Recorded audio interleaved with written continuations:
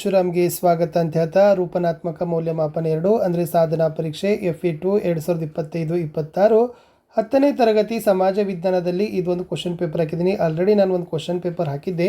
So ಇದು ಕೂಡ ತುಂಬ ಇಂಪಾರ್ಟೆಂಟ್ ಇತ್ತು, ಯಾಕಂದರೆ ಈ ಕ್ವಶನ್ ಪೇಪರ್ ಬಂದರೂ ಕೂಡ ನಿಮಗೆ ಬರ್ಬೋದು. ಸೊ ಲೈಕ್, ಶೇರ್ ಮತ್ತು ಸಬ್ಸ್ಕ್ರೈಬ್ ಮಾಡೋದನ್ನು ಮಾತ್ರ ಮರೆಯದಿರಿ. ಈಗಾಗಲೇ ನಾನು ನಿಮಗೆ ಕನ್ನಡ ಹಾಕಿದ್ದೀನಿ, ಹಿಂದಿ, ಸೈನ್ಸ್, SS, ಮ್ಯಾಥ್ಸ್ ಹಾಕಿದ್ದೀನಿ.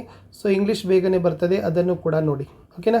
ಸೊ ಲೈಕ್, ಶೇರ್ ಮತ್ತು ಸಬ್ಸ್ಕ್ರೈಬ್ ಮಾಡೋದನ್ನು ಇನ್ನೊಂದು ಸಾರಿ ಮರಿಬೇಡಿ ಅಂತ ಹೇಳ್ತಾ ಇದಿತ್ತು ಪ್ರಶ್ನೆ ಪತ್ರಿಕೆ. ಸೊ ಖಂಡಿತವಾಗಿ ಈ ಪ್ರಶ್ನೆಗಳು ನಿಮಗೆ ಬರ್ಬೋದು. ಭಾರತದಲ್ಲಿ ಥಿಯೋಸಫಿಕಲ್ ಸೊಸೈಟಿ ಪ್ರಾರಂಭಿಸಿದವರು, ನೀತಿ ಆಯೋಗದ ನೇತೃತ್ವವನ್ನು ಪ್ರಧಾನಮಂತ್ರಿಗಳು ವಹಿಸಿಕೊಂಡರೆ ಅದರ ದಿನವಹಿ ಆಡಳಿತ ನೋಡಿಕೊಳ್ಳೋರು, ಸಮಾನ ವೇತನ ಕಾಯ್ದೆ ಜಾರಿಗೆ ಬಂದ ವರ್ಷ, ಮರುಭೂಮಿ ಮಣ್ಣು ಕೃಷಿಗೆ ಯೋಗ್ಯವಲ್ಲ ಏಕೆ, ನಿರುದ್ಯೋಗ ಗಂಭೀರ ಸಮಸ್ಯೆ ಹೇಗೆ, ಪಂಚವಾರ್ಷಿಕ ಯೋಜನೆ ಉದ್ದೇಶಗಳು, ಅರಣ್ಯಗಳನ್ನು ನಾವು ಹೇಗೆ ಸಂರಕ್ಷಿಸಬಹುದು, ಮಣ್ಣು ಸವೆತ ತಡೆಗಟ್ಟುವ ಕ್ರಮಗಳು, ಲಿಂಗತ್ವ ಅಲ್ಪಸಂಖ್ಯಾತರ ಸಬಲೀಕರಣಕ್ಕೆ ಸರ್ಕಾರ ಕೈಗೊಂಡ ಕ್ರಮಗಳು, ಪೇರಿಯಾರ್ ಚಳುವಳಿಯ ಮುಖ್ಯಾಂಶ ಅಥವಾ ನಾಲ್ವಡಿ ಕೃಷ್ಣರಾಜ ಒಡೆಯರ ಸಾಧನೆಗಳು, ಭಾರತದ ನಕ್ಷೆಯಲ್ಲಿ ಸ್ಥಳ ಗುರುತಿಸ್ತಕ್ಕಂಥದ್ದನ್ನು ಕೇಳ್ಬೋದು.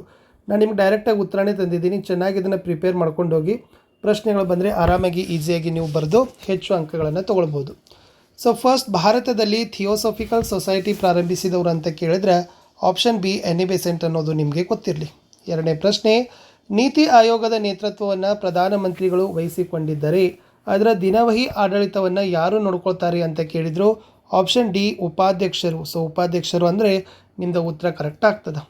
ಇನ್ನು ಒಂದು ಅಂಕದಲ್ಲಿ ಸಮಾನ ವೇತನ ಕಾಯ್ದೆ ಏಕೆ ಜಾರಿಗೆ ತಂದರು ಅಂತ ಕೇಳಿದರು. ನೋಡಿ, ದುಡಿಮೆಯಲ್ಲಿನ ತಾರತಮ್ಯದ ನಿವಾರಣೆ ಮಾಡುವ ಸಲುವಾಗಿ ಸಮಾನ ವೇತನ ಕಾಯ್ದೆ ಜಾರಿಗೆಯನ್ನು ತರ್ತಾರೆ. ನಾಲ್ಕನೇ ಪ್ರಶ್ನೆ, ಮರುಭೂಮಿ ಮಣ್ಣು ಕೃಷಿಗೆ ಯೋಗ್ಯವಲ್ಲ ಏಕೆ ಅಂತ ಕೇಳಿದರು. ಯಾಕಂದ್ರೆ ಮರುಭೂಮಿ ಮಣ್ಣಿನಲ್ಲಿ ಕಣಗಳ ನಡುವೆ ಅಧಿಕ ರಂಧ್ರತೆ ಇರ್ತದೆ, ನೀರು ನಿಲ್ಲದೆ ತೀವ್ರವಾಗಿ ಬಸಿದು ಹೋಗ್ತದೆ. ಸೊ ಬೇಗ ಆರ್ದ್ರತೆ ಕಡಿಮೆಯಾಗೋದ್ರಿಂದ ಈ ಮಣ್ಣು ಕೃಷಿ ಭೂಮಿಗೆ ಯೋಗ್ಯವಲ್ಲ ಅಂತ ನೀವು ಬರಿಬೇಕು. 2 ಅಂಕದ ಪ್ರಶ್ನೆಗಳಲ್ಲಿ ನಿರುದ್ಯೋಗ ಒಂದು ಗಂಭೀರ ಸಾಮಾಜಿಕ ಸಮಸ್ಯೆಯಾಗಿದೆ ಅಂತ ಹೇಗೆ ಹೇಳ್ತೀರಿ ಅಂತ ಕೇಳ್ಬೋದು. ಸೊ ಯಾಕಪ್ಪ ಅಂತಂದರೆ ನಿರುದ್ಯೋಗದಿಂದ ಬಡತನ, ಭ್ರಷ್ಟಾಚಾರ, ಮೋಸ, ಕಳ್ಳತನ, ಅನಾರೋಗ್ಯ, ಕೌಟುಂಬಿಕ ವಿಘಟನೆ, ವಂಚನೆ, ವ್ಯಭಿಚಾರಗಳು ಆಗ್ತವೆ. ಸೊ ಆ ಕಾರಣಕ್ಕಾಗಿ ನಾವೇನು ಹೇಳ್ಬೋದು, ನಿರುದ್ಯೋಗ ಒಂದು ಗಂಭೀರ ಸಮಸ್ಯೆನೇ ಇದೆ ಅನ್ನೋದನ್ನು ನಾವು ಬರಿಬೋದು. ನೆಕ್ಸ್ಟ್ ಕ್ವಶನ್ ಈಸ್, ಪಂಚವಾರ್ಷಿಕ ಯೋಜನೆಯ ಉದ್ದೇಶಗಳಾವುವು ಅಂತ ಕೇಳ್ತಾರೆ.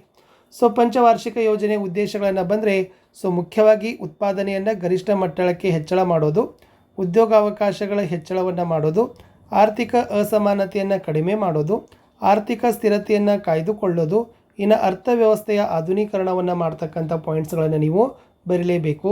ಎಲ್ಲಿ? ಪಂಚವಾರ್ಷಿಕ ಯೋಜನೆಯ ಉದ್ದೇಶಗಳಲ್ಲಿ. ಇನ್ನು 3 ಮಾರ್ಕ್ಸಿಗೆ ಕ್ವಶನ್ಸ್ಗೆ ಬರೋಣ. ಅರಣ್ಯಗಳನ್ನು ನಾವು ಹೇಗೆ ಸಂರಕ್ಷಿಸಬಹುದು ಅಂತ ಪ್ರಶ್ನೆಗಳನ್ನು ಕೇಳಿದರು. ಸೊ ಅರಣ್ಯಗಳನ್ನು ಹೇಗೆ ಸಂರಕ್ಷಿಸಬಹುದು ಅಂತಂದ್ರೆ ಫಸ್ಟ್ ನಾವೇನು ಮಾಡಬೇಕಂದ್ರೆ ಘರ್ಷಿತ ಮರಗಳನ್ನು ತೆಗೆದು ಹಾಕಬೇಕು, ರೋಗಗಳ ನಿಯಂತ್ರಣ ಮಾಡಬೇಕು, ಸಸಿಗಳನ್ನು ನೆಡಬಿಸಬೇಕು, ಬೀಜಗಳನ್ನು ಹರಡಿಸುವುದು, ಮರ ಕಡಿಯೋದನ್ನು ನಿಯಂತ್ರಣ ಮಾಡಬೇಕು, ಮೇಯಿಸುವಿಕೆಯನ್ನು ನಿಯಂತ್ರಣ ಮಾಡಬೇಕು, ಅರಣ್ಯದ ಬಗ್ಗೆ ಜನರಿಗೆ ತಿಳುವಳಿಕೆಯನ್ನು ಕೊಡಬೇಕು ಅಂತಕ್ಕಂಥ ಪಾಯಿಂಟ್ಸನ್ನು ನೀವೇನು ಮಾಡಬೇಕು, ಬರಿಬೇಕು. ಇನ್ನು ಮಣ್ಣಿನ ಸವೆತವನ್ನು ಹೇಗೆ ತಡೆಗಟ್ಟಬಹುದು ಅಂತಲೂ ಕೂಡ ಕೇಳಿದ್ದಾರೆ. ಇಲ್ಲಿ ಇಳಿಜಾರಿಗೆ ಅಡ್ಡಲಾಗಿ ಉಳುಮೆಯನ್ನು ಮಾಡಬೇಕು, ಅಡ್ಡಬದುಗಳ ನಿರ್ಮಾಣ ಮಾಡೋದು, ಹಂತವಾಗಿ ವ್ಯವಸಾಯ ಕ್ಷೇತ್ರಗಳನ್ನು ನಿರ್ಮಾಣ ಮಾಡೋದು, ಅರಣ್ಯ ನಾಶವನ್ನು ತಡೆಯೋದು, ನೆಕ್ಸ್ಟ್ ಅರಣ್ಯ ಬೆಳವಣಿಗೆಗೆ ಪ್ರೋತ್ಸಾಹ ಕೊಡೋದು, ಮೇಯಿಸುವಿಕೆಯ ನಿಯಂತ್ರಣವನ್ನು ಮಾಡೋದು, ಆಮೇಲೆ ನೀರಿನ ಯೋಜಿತ ಬಳಕೆಯನ್ನು ಮಾಡೋದು ಅನ್ನೋದನ್ನು ನೀವು ಬರೆದ್ರೆ ನಿಮಗೆ ಅಂಕಗಳನ್ನು ಕೊಡ್ತಾರೆ. ನೆಕ್ಸ್ಟ್ ಕ್ವಶನ್, ಲಿಂಗತ್ವ ಅಲ್ಪಸಂಖ್ಯಾತರ ಸಬಲೀಕರಣಕ್ಕೆ ಸರ್ಕಾರ ಹಲವಾರು ಕ್ರಮ ಕೈಗೊಂಡಿದೆ, ಸಮರ್ಥಿಸಿರಿ ಅಂತ ಅಪ್ಲೈಡ್ ಟೈಪ್ ನಿಮ್ಮ ಕ್ವಶನ್ ಕೇಳ್ತಾರೆ. ಸೊ ಏನು ಬರಿಬೋದು, 2019ರಲ್ಲಿ ಲಿಂಗತ್ವ ಅಲ್ಪಸಂಖ್ಯಾತರ ರಕ್ಷಣಾ ಕಾಯ್ದೆ ಜಾರಿಗೆ ತಂದರು. ಯಾರೊಬ್ಬರೂ ಅವರನ್ನು ಕುಟುಂಬದಿಂದ ಬೇರ್ಪಡಿಸುವ ಹಾಗಿಲ್ಲ.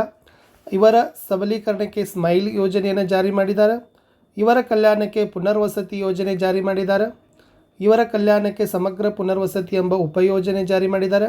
ಇವರ ಕಲ್ಯಾಣಕ್ಕೆ ಗರಿಮಾಗೃಹ ಎಂಬ ಆಶ್ರಯ ಯೋಜನೆ ಕೊಡ್ತಾ ಇದ್ದಾರೆ.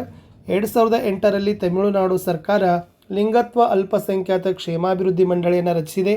ಇವರಿಗೆ ಶಿಕ್ಷಣ ಪಡೆಯುವ ಸರ್ಕಾರಿ ಉದ್ಯೋಗಕ್ಕೆ ಸೇರುವವರಿಗೆ ಮತ್ತು ಚುನಾವಣೆಗೆ ಸ್ಪರ್ಧಿಸುವವರಿಗೆ 1% ಮೀಸಲು ಸಹಿತ ಏನು ಮಾಡಿದಾರಪ್ಪ ಅಂದರೆ ಕೊಟ್ಟಿದ್ದಾರೆ ಅಂತ ಬರೆದ್ರೆ ಉತ್ತರ ಕಂಪ್ಲೀಟ್ ಆಗ್ತದೆ. ನೆಕ್ಸ್ಟ್ ಕ್ವಶನ್, ಎಸ್ 4 ಮಾರ್ಕ್ಸಿನ ಕ್ವಶನ್ ಕೇಳಿದರು. ಪೇರಿಯಾರ ಚಳುವಳಿಯ ಮುಖ್ಯಾಂಶಗಳನ್ನು ಬರೀರಿ ಅಂತ ಕೇಳಿದ್ದಾರೆ. ಇಲ್ಲಿ ಆತ್ಮಗೌರವ ಚಳವಳಿಯನ್ನು ಆರಂಭ ಮಾಡಬೇಕಿದ್ದಾರೆ. 1926ರಲ್ಲಿ ಸೆಲ್ಫ್ ರೆಸ್ಪೆಕ್ಟ್ ಲೀಗ್ ಆರಂಭ, ಜಾತಿ ಲಿಂಗ ತಾರತಮ್ಯ ನಿವಾರಣೆ, ವೈಕಂ ಹೋರಾಟದಲ್ಲಿ ಭಾಗಿ, ತಮಿಳು ಭಾಷೆ ದ್ರಾವಿಡರ ಭಾಷೆಯಾಯಿತು, ಸಂಸ್ಕೃತ ಭಾಷೆ ಮತ್ತು ಸಾಹಿತ್ಯದ ವಿರೋಧ, 1939ರಲ್ಲಿ ಜಸ್ಟಿಸ್ ಪಕ್ಷದ ಅಧ್ಯಕ್ಷರಾಗ್ತಾರೆ, ದ್ರಾವಿಡ ಕಳಗಂ ಸಂಘಟನೆ ಹುಟ್ಟುಹಾಕ್ತಾರೆ, ರಿವೋಲ್ಟ್ ಪತ್ರಿಕೆ ಹುಟ್ಟುಹಾಕ್ತಾರೆ, ಬ್ರಹ್ಮನೇತ್ರ ಚಳವಳಿಯನ್ನು ಸಾಂಸ್ಕೃತಿಕ ಚಳವಳಿಯಾಗಿರಿಸ್ತಾರೆ ಅನ್ನೋದನ್ನು ಬರೆದ್ರೆ ಸೊ 4 ಮಾರ್ಕ್ಸ್ ನಿಮಗೆ ಕೊಡ್ತಾರೆ. ಇನ್ನೊಂದು most important question, Nalwadi Krishnaraja ಒಡೆಯರ ಸಾಧನೆಗಳು ಅಂತ ನಿಮಗೆ ಕೊಡ್ತಾರೆ. ಸೊ ಇದರಲ್ಲಿ ಏನಪ್ಪ ಅಂತಂದರೆ ನೀವು ಏನು ಬರಿಬೋದು ಅಂತಂದರೆ, ಪ್ರಾಥಮಿಕ ಶಾಲೆಗಳ ಶಿಕ್ಷಣವನ್ನು ರದ್ದು ಮಾಡ್ತಾರೆ, ಶಾಲಾ ಶುಲ್ಕ. ಇನ್ನು ಹೆಣ್ಣು ಮಕ್ಕಳ ವಿದ್ಯಾಭ್ಯಾಸಕ್ಕೆ ಏಳಿಗೆಗೆ ನೆರವಾಗ್ತಾರೆ, ಮೈಸೂರು ವಿಶ್ವವಿದ್ಯಾಲಯವನ್ನು ಸ್ಥಾಪಿಸ್ತಾರೆ, ವಿದೇಶ ವಿದ್ಯಾಭ್ಯಾಸಕ್ಕೆ ವಿದ್ಯಾರ್ಥಿ ವೇತನ ಕೊಡ್ತಾರೆ, ಬೆಂಗಳೂರಿನಲ್ಲಿ ಭಾರತೀಯ ವಿಜ್ಞಾನ ಸಂಸ್ಥೆ ಸ್ಥಾಪಿಸ್ತಾರೆ, ಕಾವೇರಿ ನದಿಗೆ ಅಣೆಕಟ್ಟು ನಿರ್ಮಾಣ, ಸಣ್ಣ ಮತ್ತು ದೊಡ್ಡ ಕೈಗಾರಿಕೆಗಳ ಸ್ಥಾಪನೆ, ನ್ಯಾಯ ವಿಧಾಯಕ ಸಭೆಯ ರಚನೆ, ಚಿನ್ನದ ಗಣಿ ಸುಧಾರಣೆ ಅಂತ ಬರೆದ್ರೆ ನಿಮ್ಮ ಉತ್ತರ ಕರೆಕ್ಟ್ ಆಗ್ತದೆ. ಇನ್ನು ಲಾಸ್ಟ್ ಭಾರತದ ನಕ್ಷೆಯಲ್ಲಿ ಈ ಸ್ಥಳಗಳನ್ನು ಗುರುತಿಸಲಿಕ್ಕೆ ಕೇಳಿದರು. ಬಾಕ್ರಾನಂಗಲ್ಲದ, ನರ್ಮದಾ ಯೋಜನೆ, ತುಂಗಭದ್ರಾ ಯೋಜನೆ, ಹೀರಾಕುಡ್ ಯೋಜನೆ. ಸೊ ಈ ಥರನಾಗಿರ್ತಕ್ಕಂಥ ನೀವೇನು ಮಾಡಬೇಕು, ಭಾರತದ ನಕ್ಷೆಯನ್ನು ಬಿಡಿಸಿ ಇಲ್ಲಿ ಬಾಕ್ರಾನಂಗಲ್ ಯೋಜನೆ, ಇದು ನರ್ಮದಾ ಯೋಜನೆ, ಹೀರಾಕುಡ್ ಯೋಜನೆ, ಆಮೇಲೆ ತುಂಗಭದ್ರಾ ಯೋಜನೆ ಅನ್ನೋದನ್ನು ಬರೆದ್ರೆ ಸೊ ಪ್ರತಿಯೊಂದಕ್ಕೂ ಅರ್ಧ ಅಂಕಗಳನ್ನು ಕೊಡ್ತಾರೆ. 2 ಮಾರ್ಕ್ಸ್ ಅಂತ ನಿಮಗೆ ಕೊಟ್ಟಿದ್ದಾರೆ. ಸೊ ವಿಡಿಯೋನ ಲೈಕ್ ಶೇರ್ ಹಾಗೂ ಸಬ್ಸ್ಕ್ರೈಬ್ ಮಾಡೋದನ್ನು ಮಾತ್ರ ಬರೆಯಿದ್ರಿ. ಬಹಳಷ್ಟು ಮೋಸ್ಟ್ ಇಂಪಾರ್ಟೆಂಟ್ ಆಗಿರ್ತಕ್ಕಂಥ ಕ್ವಶನ್ ಪೇಪರ್ ಇತ್ತು, ಆಲ್ರೆಡಿ ಎಲ್ಲ ಹಾಕಿದ್ದೀವಿ, ಅವುಗಳನ್ನು ನೋಡಿ. ಇನ್ನು ನೆಕ್ಸ್ಟ್ ನಿಮಗೆ ಇಂಗ್ಲೀಷು ಮತ್ತು ಬೇರೆ ಬೇರೆ ವಿಷಯಗಳದ್ದು ವಿಡಿಯೋಗಳು ಕೂಡ ಬರ್ತವೆ. ಸೊ ಎಷ್ಟು ನೋಡಿ ಪ್ರಶ್ನೋತ್ತರಗಳನ್ನ ಚೆನ್ನಾಗಿ ಪ್ರಿಪೇರ್ ಮಾಡಿದ್ರೆ ಖಂಡಿತವಾಗಿ ನಿಮಗೆ ಅಂಕಗಳು ಸಿಗ್ತವೆ. ವಿಡಿಯೋದ ಡಿಸ್ಕ್ರಿಪ್ಷನ್ ಬಾಕ್ಸ್ನಲ್ಲಿ ಕೂಡ ಕೊಡ್ತೀನಿ. ಆಮೇಲೆ ವಾಟ್ಸಪ್ ಚಾನಲು ಮತ್ತು ಟೆಲಿಗ್ರಾಮ್ ಗ್ರೂಪಲ್ಲಿ ನಿಮಗೆ PDF ಕೊಡ್ತಾರೆ. ಸೊ ಅದನ್ನು ಕೂಡ ನೀವು ಬೆನಿಫಿಟ್ ಮಾಡಿಕೊಡ್ರಿ ಅಂತ ಹೇಳ್ತಾ ಇಲ್ಲಿಯವರೆಗೆ ವಿಡಿಯೋ ವಾಚ್ ಮಾಡಿದ್ದಕ್ಕೆ ಧನ್ಯವಾದಗಳು. ಎಲ್ಲ ಕ್ವಶನ್ಸ್ ಇಂಪಾರ್ಟೆಂಟ್ ಇದ್ದಾವೆ. ಸೊ ಖಂಡಿತವಾಗಿ ನಿಮಗೆ ಒಳ್ಳೆಯ ಅಂಕಗಳು ಮಾತ್ರ ಸಿಗ್ತವೆ. 1-2 ಕ್ವಶನ್ ಪೇಪರ್ಗಳನ್ನು ಕೊಟ್ಟಿದ್ದೀನಿ. ಸೊ ಮತ್ತು ಬೇರೆ ಕ್ವಶನ್ಸ್ಗಳು ಕೂಡ ನಿಮಗೆ ಬರ್ತಾ ಇದ್ದಾವೆ, ಅವುಗಳನ್ನು ಸಹಿತ ಲೈನಪ್ ಮಾಡಿದ್ದಾರೆ. ಆ ವಿಡಿಯೋಗಳನ್ನು ಸಹಿತ ಕೂಡ ನೋಡಿದರೆ ಸೊ ಖಂಡಿತವಾಗಿ you will get a good mark ಅಂತ ಹೇಳ್ಬೋದು. ಸೊ ವಿಡಿಯೋ ವಾಚ್ ಮಾಡಿದ್ದಕ್ಕೆ ಧನ್ಯವಾದಗಳು. ಎಕ್ಸಾಮ್ಗೆ ಬೆಸ್ಟ್ ಆಫ್ ಲಕ್ ಅಂತ ಹೇಳ್ತಾ ನಾನು ಮತ್ತೆ ಸಿಗ್ತೀನಿ ಹೊಸ ವಿಡಿಯೋದಲ್ಲಿ. ಇಲ್ಲಿಯವರೆಗೆ ವಿಡಿಯೋ ವಾಚ್ ಮಾಡಿದ್ದಕ್ಕೆ ಧನ್ಯವಾದಗಳು. Have a nice day. Bye.